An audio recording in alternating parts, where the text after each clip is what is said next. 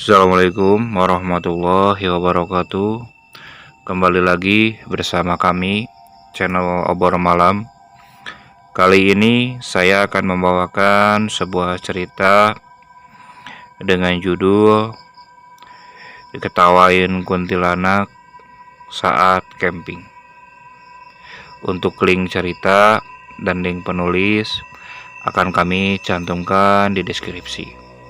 Silakan kalian follow dan tetap support penulis supaya beliau tambah semangat untuk terus berkarya. Oke, lanjut ke ceritanya. Cerita ini bermula ketika saya bersama 4 teman-teman saya berlibur ke tempat perkemahan. Kami berniat melakukan camping selama beberapa hari di sana. Selayaknya orang camping, kami membawa segala perlengkapan yang dibutuhkan, mulai dari tenda, makanan, dan alas yang nyaman untuk tidur. Singkat cerita, pada hari yang telah ditentukan, kami datang pada sore hari. Hal pertama yang kami lakukan adalah mencari spot bagus untuk mendirikan tenda, karena pada saat itu lumayan juga orang yang camping. Akhirnya kami menemukan spot yang agak dekat dengan pohon-pohon dan juga toilet yang sudah agak tua, tapi masih berfungsi, walau di tempat lain ada toilet yang lebih baru. Kami pun memutuskan untuk camping di sana, dan tak ada hal aneh terjadi di malam itu. Keesokan harinya kami mulai berjalan-jalan melihat sekitar. Walau cuaca dingin karena memang di lereng gunung, tapi kami semua tetap bersemangat karena katanya ada spot foto bagus yang mengarah ke pegunungan.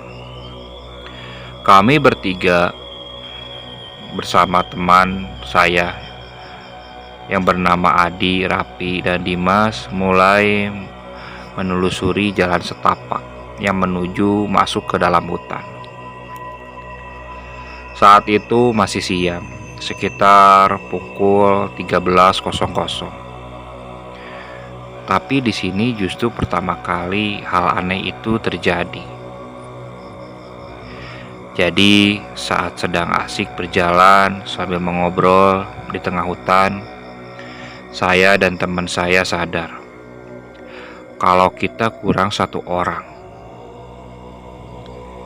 yaitu Adi, yang berjalan paling belakang tiba-tiba menghilang. Ya, tak ada jejak ataupun tanda-tanda. Hilang begitu saja. Bahkan tidak bicara apa-apa pada kami semua. Karena takut terjadi apa-apa, kami pun mulai mencarinya.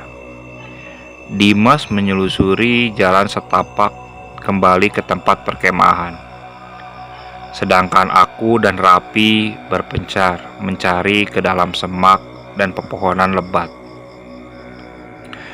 Jadi posisi sekarang kami saling terpisah untuk mencari si Adi ini. Aku sendirian mencari di tengah pohon-pohonan besar. Tak lama kemudian, aku melihat Adi sedang berdiri di dekat pohon. Langsung saja aku dekati dia. "Adi," panggilku. Adi menoleh dan langsung tersenyum saat melihatku. Iya," katanya. Tak ada yang aneh sama sekali dengannya. "Ngapain lu di sini?" "Gak ada apa-apa. Tadi penasaran aja ada binatang aneh. Gua kejar, sekarang udah hilang," jawabnya. "Jangan macam-macam lu. Di hutan asal kejar binatang, nantinya kalau nyasar gimana?" tanyaku yang agak kesal. Setelah bertemu Adi, aku segera membawanya kembali ke jalan setapak. Aku sampai di jalan setapak tadi bersama dengan Rapi yang juga baru keluar dari semak-semak. Rapi, Adi udah ketemu nih. Iya udah nih. Loh, kami berdua langsung bingung. Adi yang kami bawa tiba-tiba hilang. Barusan Adi sama gua, Raf. Kemana lagi tuh anak? Ya, tanyaku. Lah, Adi sama gua barusan, kata Rapi. Sama elu. Orang tadi sama gua kok. Gua kesini bareng Adi. Tadi gua ketemu dia di bawah pohon. Hah? Adi sama elu? Adi sama gua. Tadi gua ketemu dia lagi ngerokok di bawah batu di sana tuh. Aneh. Di waktu yang bersamaan, kami bertemu dengan Adi. Aku bertemu Adi di bawah pohon. Dan Rapi bertemu Adi di batu sedang merokok.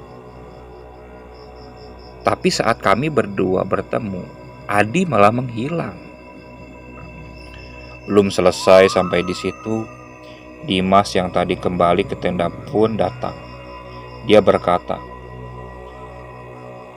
"Udah yuk, lanjut jalan. Si Adi ada di tenda. Katanya malas ikut." Sontak, perkataan Dimas semakin membuat kami berdua bingung. Dimas, gua sama Rapi juga ketemu Adi. Lu ketemu juga di tenda. Itu beneran Adi? Tanyaku agak ragu. Coba kita cek yuk. Kali aja itu beneran Adi. Akhirnya kami bertiga memutuskan untuk kembali ke tenda dan melihat langsung apakah memang benar ada Adi di sana. Dan hal yang mengejutkan pun terjadi. Baru beberapa langkah berjalan balik, seseorang memanggil. "Woi!" teriak seseorang itu. Saat kami menoleh, kami kaget. Ternyata Adi sudah ada di depan. Dan sekarang dia malah berjalan sambil mendekati kami. Aku, Rapi, dan Dimas langsung pandangan dengan wajah takut sekaligus heran. "Kalian kok malah balik lagi sih? Malah ninggalin gua di depan," kata Adi. Dari sini sudah aneh. Setelah aku dan Rapi ketemu Adi, kemudian Dimas juga mengaku melihat Adi di tenda. Kini Adi malah muncul dari depan, seolah-olah dia berjalan mendahului kami. Padahal tadi dia berada di paling belakang. "Ninggalin gimana sih, Di? Jelas-jelas dari tadi lu di belakang. Kok lu tiba-tiba bisa ada di depan? Gua kan lihat lu jalan duluin kita. Lu ada berhenti nggak tadi?" Tanya saya. "Enggak, gua jalan terus," jawab Adi yang juga bingung. Sebenarnya kami belum yakin ini Adi yang asli atau bukan. Akhirnya kami memutuskan untuk kembali ke tenda. Selama perjalanan kembali, kami sengaja menempatkan Adi di depan, supaya dia tidak hilang lagi. Sesampainya di tenda, ternyata tenda kosong. Apa yang dilihat Dimas itu tidak benar. Tidak ada Adi di tenda. Dan Adi yang bersama kami kali ini adalah Adi yang asli. Lalu siapa Adi yang aku, Rapi, dan Dimas temui? Entahlah.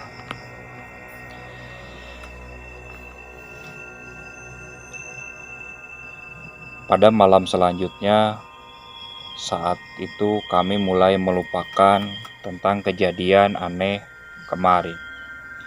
Kami fokus bersenang-senang karena tujuan kami ke sini adalah hiburan. Kami masak, bakar sosis, minum kopi. Pokoknya malam itu kami buat seseru mungkin. Sampai pada akhirnya saat hampir menjelang tengah malam, kami semua masih bercanda. Kami tertawa cukup keras, selayaknya saat kami sedang menongkrong. terutama Dimas yang memang anaknya suka melucu. Nah, ada satu momen di saat kami berempat tertawa bersamaan. Tertawa lepas dan cukup keras selama beberapa detik. Namun, saat kami semua berhenti tertawa, ada satu suara tawa yang tak berhenti. Kami berempat pun saling berpandangan.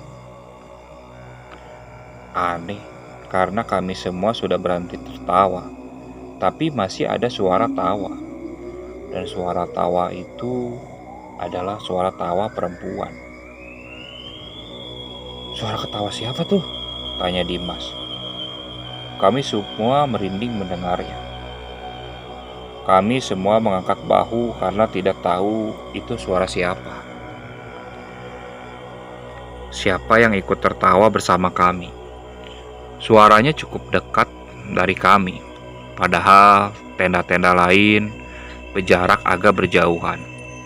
Dan kalau diperhatikan, tidak ada yang tertawa. Beberapa detik kemudian, suara tawa misterius itu hilang. Kami semua yang semula sedang seru mendadak hening. Semuanya diam. Kami semua menduga itu adalah suara kuntilanak yang ada di pohon besar dekat tenda kami, yang saat siang dijadikan tempat duduk karena akarnya cukup besar. Tapi setelah kejadian malam itu, kami tak berani lagi duduk di sana. Sampai akhirnya satu persatu dari kami masuk tenda dengan alasan capek dan ngantuk. Padahal jika dilihat dari wajahnya, mereka kelihatan sekali takut. Karena sudah sepi dan kopi pun habis, aku pun ikut masuk bersama mereka. Semuanya tidur. Tak ada yang berani membahasnya.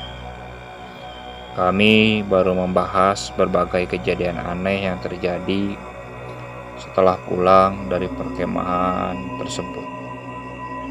Oke, sekian untuk cerita kali ini. Mohon maaf apabila masih banyak kekurangan. Tetap support channel Obor Malam. Assalamualaikum warahmatullahi wabarakatuh.